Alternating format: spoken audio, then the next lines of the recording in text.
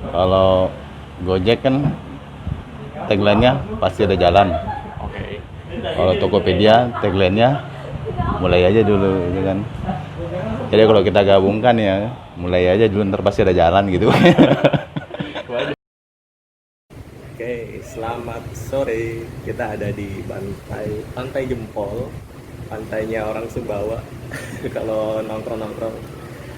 Nah, aku sekarang bareng dosen saya. Dosenku itu dosen paling kece lah, dosen paling aku senengin lah, pokoknya paling dihormati se UTS Raya kayaknya. Namanya Pak Widi Imade Widiarta. Kalau nggak salah Pak Widi punya YouTube juga. Namanya Widiarta. Oke. Terus aku mau nanya tentang sesuatu. Jadi di Sumbawa ini kan ya apa adanya desa kali ya umumnya. Terus kalau diimajinasikan bagaimana kalau Sumbawa ini udah jadi modern, gimana Pak? Jadi apa ya tuh, kalau kita lihat dengan situasi dan kondisi sekarang itu memang proses modernisasi itu kan kelihatan kita perlu proses yang lama. Bentar, apa audionya? Jadi Oh, belum tahu, aku sedang makan di bawah. Waduh. Kita tahu kalau ada orang di sini. Sini, Pak. kita lagi bikin konten ini, bisa ganggu. Oh, Pak Bos, mulut lo. Hai guys, YouTuber. sekarang kita mau jadi YouTuber ini, lagi bikin materi kuliah. Ini tahu 10 video sekarang semester 4 bulan. Ini satu video ya Ul ya, nanti saya share Waduh. jadi materi kuliah. Kan imajinasi. Jadi kalau kita lihat kita berbicara tentang implementasi teknologi di Kabupaten Sumbawa. Kebetulan saya juga kemarin masuk dalam Dewan Penyusun Smart City Kabupaten Sumbawa. Oke. Jadi secara geografis dan kondisi kesiapan masyarakat itu kita tahu. Kalian kamu coba tahu. Kita tahu seperti apa Berarti kondisinya. kondisi fisik saat ini. Kondisi geografisnya ini pertama itu adalah dari kesiapan dari masyarakatnya sendiri. Dengan kondisi yang sekarang ini kita nggak bisa berbicara terlalu jauh tentang industri 4.0 seperti itu ya. Jadi tahapan kita saat ini justru kita yang paling mendasar masih, kalau saya ngerasa malah masih dalam industri 3.0 lah kurang lebih ya. Kalau kita lihat industri zaman 1.0 itu kan masih berkisar sama kondisi alam, tenaga batu bara kan. Industri kedua listrik mulai ditemukan, poin ketiga elektronik. Nah, kita ini masih berkisar antara 2 dan 3. Karena nah jadi kondisi kita tuh masih ada antara 2 dan ketiga. Kalau sampai teknologi Sumbawa ini? ya, karena kondisi geografis dan kesiapan, terutama juga yang paling mempengaruhi adalah kesiapan infrastruktur. Ya, karena tahapan ini kita di saat ini masih baru tren-trennya proses mendigitalisasi dari yang sebelumnya proses masih dilakukan secara manual, kemudian dilakukan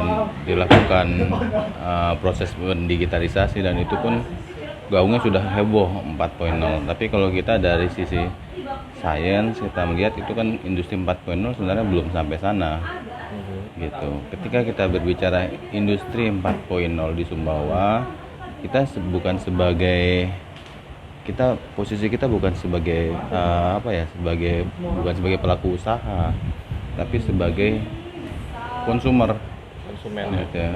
Ya contohnya kan menggunakan industri 4.0 ya, kita menggunakan layanan dari Google, menggunakan layanan dari Facebook ya, menggunakan layanan dari perangkat makan smart dan yang lainnya. Artinya posisi kita sebagai pengguna di situ. Jadi di industri 4.0 itu kita sebagai segmentasi pengguna. Tapi kalau kita berharap sebagai pelaku ya kita masih jauh kita persiapan kita sampai sana. Pelaku itu artinya membuat kita membuat industri 4.0 seperti sosial media yang bisa menganalisis data, melihat pola-pola, tren, menarik sebuah knowledge dari situ. Nah, untuk sampai ke tahapan sana kita masih jauh gitu. Wah, mungkin sampai 5-10 tahun lagi juga belum tentu mungkin. Karena ini masih dalam proses tadi. Kita ini kan masih dalam trennya mendigitalisasi. Kita semuanya dibikin Jadi konsepnya itu diadaptasikan dulu atau Jadi memang tahapannya itu tahapan pertama adalah proses mendigitalisasi. Gitu. Karena tahapannya kan dari elektronik kan.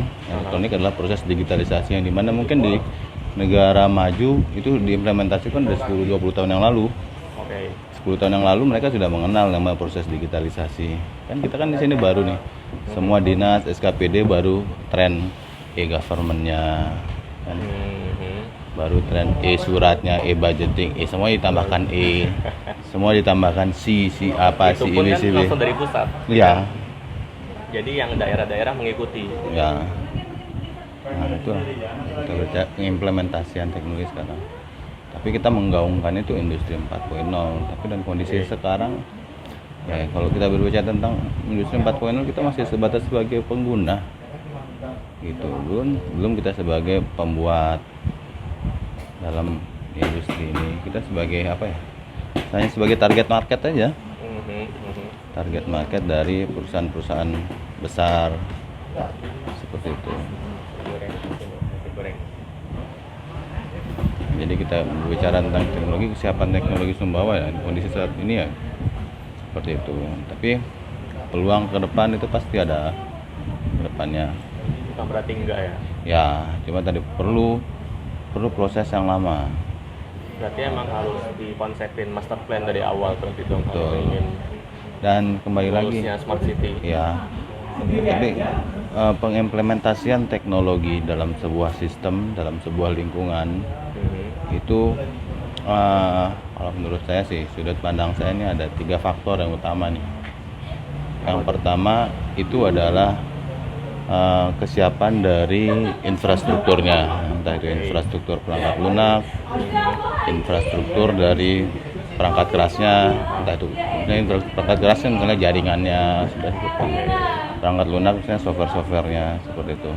Kemudian itu faktor pertama.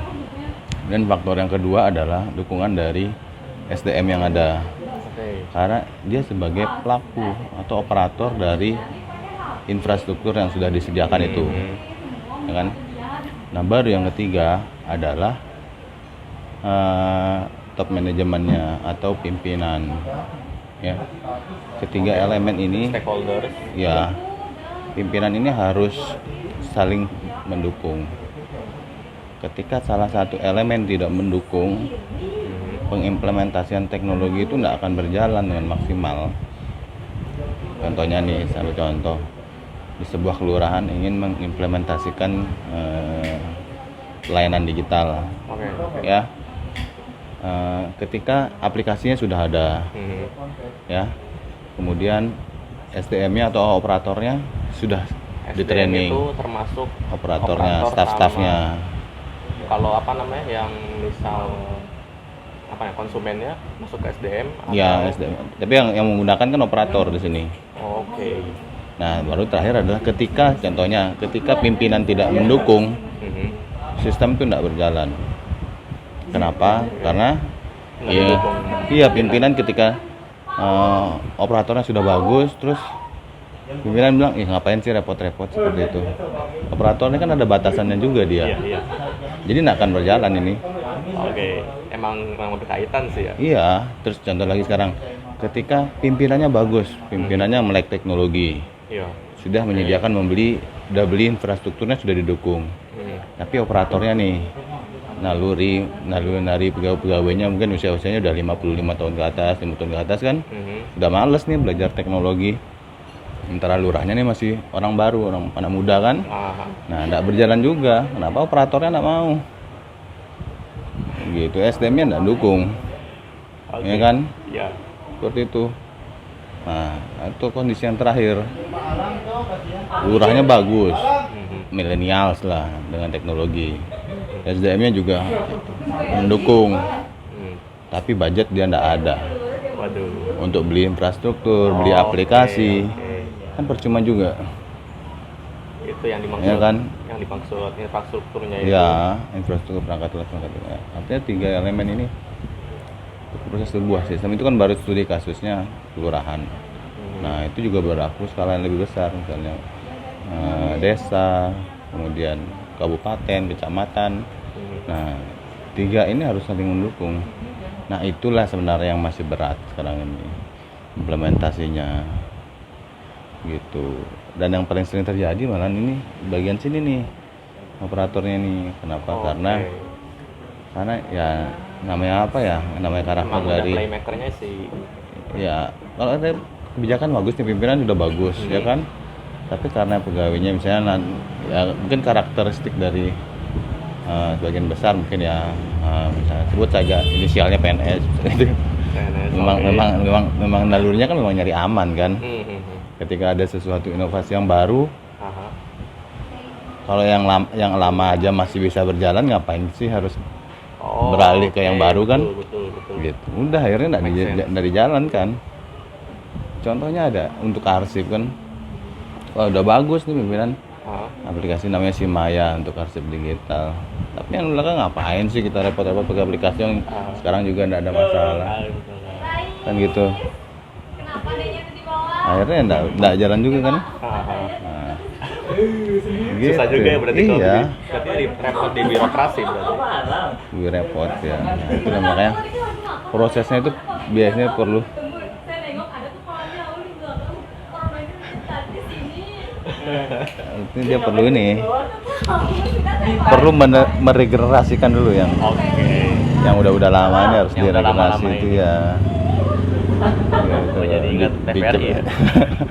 Helmi Yahya dipensiunkan, dipindahkan, itu yang itu Terlalu memang, maju kali ya. itu emang gitu. Karena untuk lari kencang ya, emang tenaga milenials tuh luar biasa itu tenaganya. Kayak kalau kayak saya nih, kita kan ngikutin gayanya gabungan slogannya Tokopedia sama Gojek. Kalau Gojek kan tagline-nya pasti ada jalan. Oke. Kalau Tokopedia tagline-nya mulai aja dulu gitu kan. Jadi kalau kita gabungkan ya, mulai aja dulu, ntar pasti ada jalan gitu. Waduh. Iya kan? Iya ya. Untuk Tokopedia kan tagline-nya mulai aja dulu. Mulai aja dulu. Kan itu kan. Kalau Gojek tagline-nya kan pasti ada jalan. Itu kalau kita gabungkan tagline-nya antara Tokopedia, pokoknya mulai aja dulu pasti ada jalan. Oke. Itu memang gitu karakteristik dari gaya milenial tuh gitu. Ya. Memang harus begitu namanya kita nggak mudah kan. Terus kalau dipersempit lagi ke dunia kampus, apalagi kampus ini lagi sekarang ini lagi masa pandemi gini, nggak usah kampus ya, pendidikan. Ini nggak apa-apa nih. Ya nggak apa-apa. Ngomongin nggak apa-apa deh. Kalau pendidikan kita kan masalah COVID susah banget nih ininya apa namanya kita belajar. Jadi IT itu sebenarnya berpengaruh nggak sih? Kan ada juga yang bisa bisa secara verbal butuh kontak langsung, habis itu ada lagi yang emang bisa otodidak. Nah, sedangkan kalau sekarang zaman teknologi sekarang pandemi ini kan mau nggak mau harus otodidak ya. Iya betul. Emang nggak diarahin itu udah nggak bisa lagi. Jadi fungsi guru malah jadi bergeser aja gitu. Emang cuma dikasih ini belajar ini, cari sendiri, kayak dilepas aja gitu. Iya. Jadi teknologi ini kan memudahkan. Udah dikasih kemudahan internet, tapi emang kita kemampuannya nggak bisa untuk menggunakan internet gitu. Tapi kalau ini opini aja sih ya. Iya. Opini mengenai pendidikan kita yang sekarang ini. Kalau saya pribadi, ya pasti tidak ada yang lebih baik dari yang namanya tatap muka. Tetap saya mendukung, walaupun kita orang IT, teknologi apapun bisa mengganti banyak teknologi yang kita pelajari, tapi tetap untuk pendidikan saya masih prefer yang namanya tatap muka. Kenapa? Karena tadi sense emosi saat kita ketemu mahasiswa itu yang tidak kita dapat saat kita menggunakan aplikasi Emang atau tools. emosinya itu ya. Iya, kita nggak dapat itu emosi anak-anak itu ketika terlihat mereka dia bingung, mereka serius, Oke.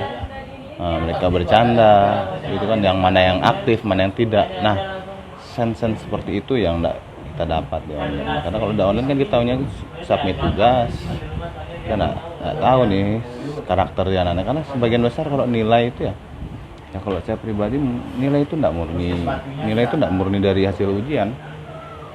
Nilai nggak murni karena kita melihat juga secara subjektif karakter dari anak-anak ada itu. campur tangan subjektif Iya. juga ya. Karena ketika anak-anak itu nilainya jelek, bukan berarti sebenarnya dia bodoh. Kadang-kadang kita ngelihatnya ketika dia aktif di kelas, aktif bertanya, artinya ada keinginan. Nggak cuma mungkin dari kapasitas kemampuannya dia, biasanya kendalanya ada, entah itu ada kendala rumah tangga lah, ada kendala segala macam yang itu membuat nilainya dia tidak bagus. Ya tapi secara kapasitas kita tahu. Ada faktor lain. Contohnya ada satu mahasiswa sekarang yang magang di kita ya. Oke. Itu secara akademik kuliah dia jelek. Saya akui memang jarang masuk. Terus Tahu ya. iya, jarang masuk. Terus nilai pun dia setengah-setengah tuh gitu. Pas-pasan. Iya. Tapi saya paham ketika saya berkomunikasi dengan dia, lihat kemampuannya dia, kecepatan dia nangkap, kecepatan dia belajar, dia bisa gitu. Nah itu yang nggak bisa kita tahu kalau online itu gitu. Saya tahu dia bisa, artinya dia ya sekarang kan saya ajak juga kan nggak bisa itu dijadikan penilaian itu ya, tools yang kita gunakan itu. Jadi kontak langsung itu menghasilkan sistem apa namanya? Cara penilaian baru. Ya, itu kan berpengaruh ya. Cuman tapi dengan kondisi sekarang mau tidak mau itu ya. Kalau saya pribadi aneh kata besok saya jadi rektor tahun 2025 udah ada itu online saya tuh. Udah datang ke kampus belajar kalau saya jadi rektor tahun 2050 besok kan. Sering nggak ya? Iya. Nah ada itu online itu. Ya kita masuk aja lah gitu. Gitu. Anyway, Pak Budi ini dosen di UTS, ngajar mata kuliah Pemrograman berorientasi objek. Pemrograman berbasis objek. Iya. Kalau dulu ngajar saya itu ngajar Android, ngajar jaringan, terus ngajar pemrograman juga. Iya. Jadi semuanya bisa. Karena Terus apa yang nggak bisa, Bang? jadi sebenarnya kalau di IT itu tidak ada orang jago. Ada ya. Yang ada orang cepat belajar dan cepat beradaptasi. Hmm. Gitu. Saya nggak percaya itu kalau IT dia mengklaim dirinya jago ya. Yang saya percaya adalah orang itu cepat belajar dan cepat beradaptasi. Gitu. Itu yang membuat dia terlihat jago. Ini kayak di sebelah saya ini kan ya simpel sih. Belajar OBS besok. Nah, awal simpel kan makin gini makin luas langsung jadi kayak broadcaster gitu. Profesional dia itu TV-nya monitor ada 3 kiri kanan dah. Serem aja kelihatan tuh langsung. Aplikasi cek. Tapi memang harus IT itu enggak ada yang jago, yang ada itu orang cepat belajar, cepat beradaptasi. Yang dibutuhkan tuh kita cepat beradaptasi. Kayak saya pun juga gitu. Kalau jaringan sampai backbone gateway Telkomsel di Bali itu pernah saya pasang. Yang kita pakai WiFi ID itu ya. Itu saya pernah pasang dapat proyeknya itu. Itu satu tarikan kabelnya 2 juta tarikan. Narik WiFi ID. Iya, enggak di dalam ruang servernya. Gitu. Jadi kalau bicara tentang infrastruktur jaringan, kalau kebutuhan kita di aplikasi ya untuk saat ini memang lagi trennya kan di pemerintahan yang ini, budgeting, ini, itu. Jadi ya masih lah lumayan implementasinya. Tapi kalau passion saya ini sebenarnya, kalau saya ini termasuk orang yang kerja di industri kreatif sebenarnya. Kreatifnya apa? Jadi yang kayak berhubungan sama hal-hal yang menghasilkan duit apa? Ya, salah satunya sih. Tapi Tapi yang hal-hal yang berhubungan sama kreatif tuh saya senang. Kayak misalnya kayak berhubungan sama desain, kayak OBS yang gitu-gitu ya. Itu kan di luar rutinitas ya. Ah. Udah, ini tinggal Yang santap. pesan ya. kebun Eh. dingin. Belum, stop belum. Yang lain belum siapa? Stop lagi, nanti lagi. Oke deh, itu aja video kita bareng Pak Widi. Nextnya paling ada dosen yang lain kali ya, biar seru. Jadi nggak perlu bikin video video pembelajaran buat dosen-dosen, ngebantu lah ya. Oke, thank you guys.